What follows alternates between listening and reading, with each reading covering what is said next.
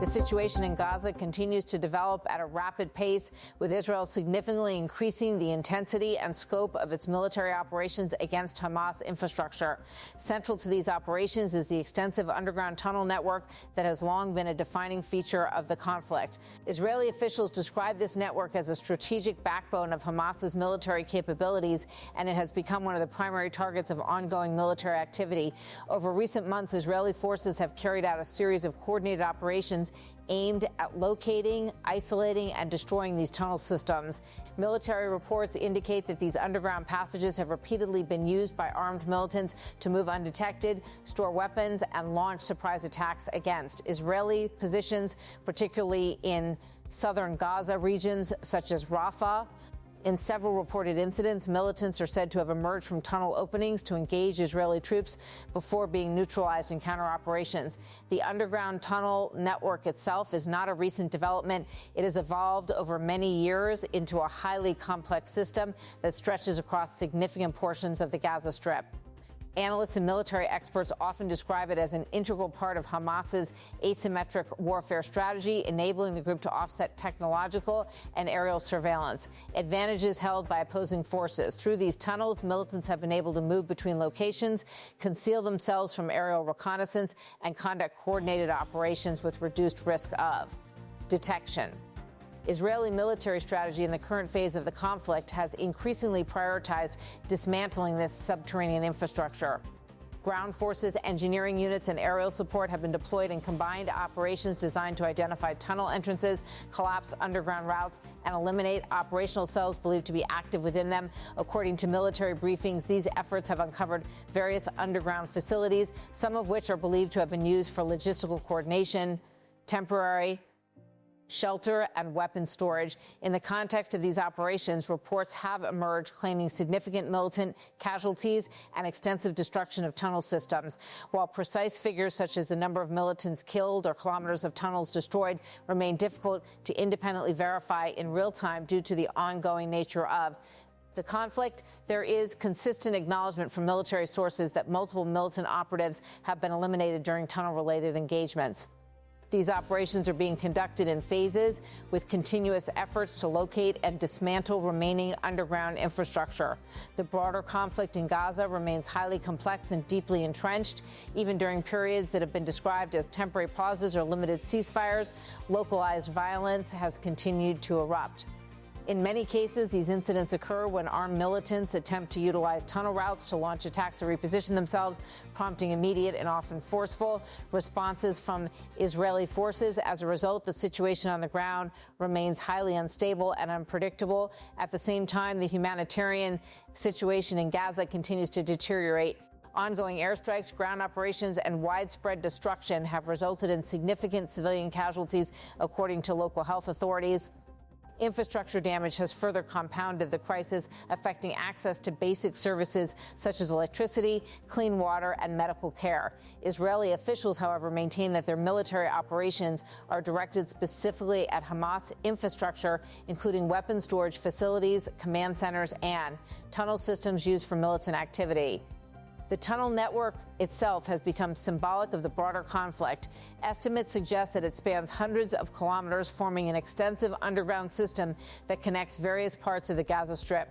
Some sections of the network are reported to include reinforced chambers, storage facilities, and command areas, reflecting a level of engineering sophistication that has developed over time. These structures have made the task of dismantling the network both strategically important and operationally challenging for Israeli forces. Israeli officials have repeatedly emphasized that the destruction of these tunnels is essential to weakening Hamas's operational capabilities and preventing future attacks. One official stated that the military effort is focused on systematically dismantling what is described as underground terror infrastructure with the goal of denying militants the ability to operate covertly beneath civilian and military observation. This strategy reflects a broader objective aimed at reducing the ability of armed groups to regroup, rearm, or coordinate attacks from concealed underground positions. Military planners argue that as long as the tunnel system remains partially intact, it continues to represent a persistent security threat.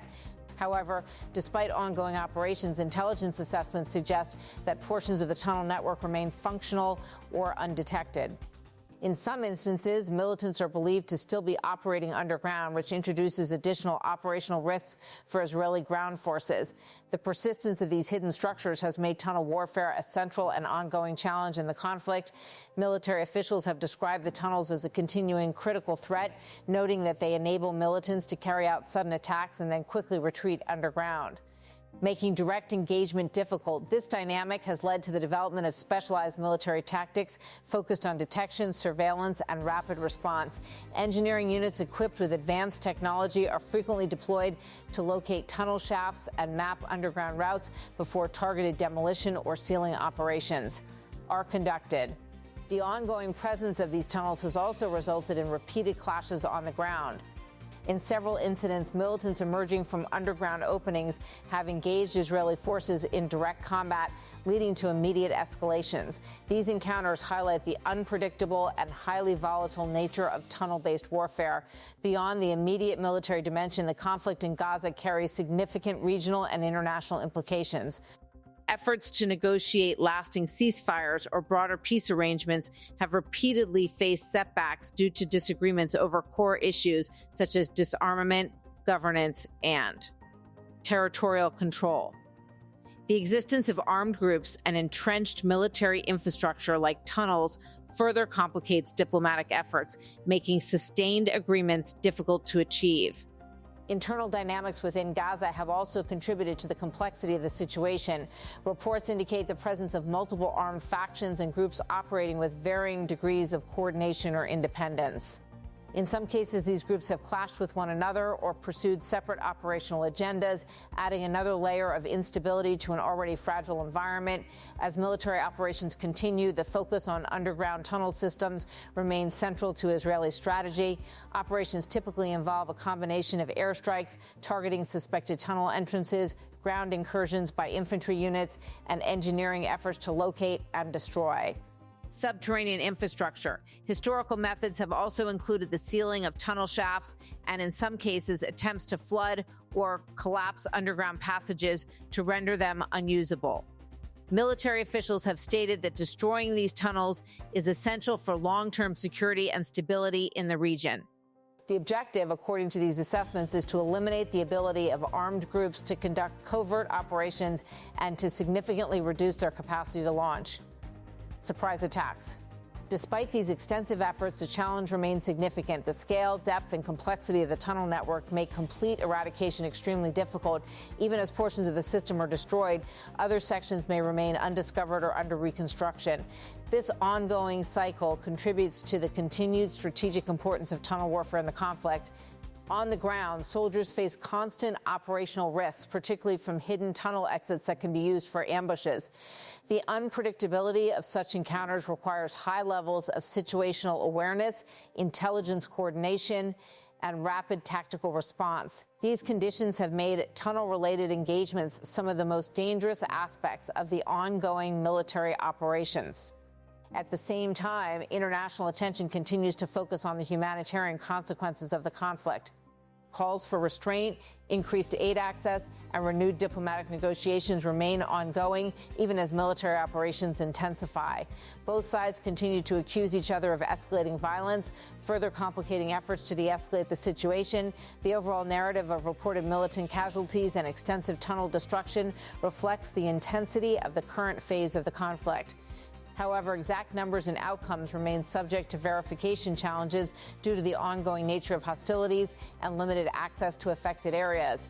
Ultimately, the situation remains fluid and highly dynamic. Military developments on the ground continue to shape the strategic environment, while diplomatic efforts attempt to address the broader political and humanitarian dimensions of the conflict.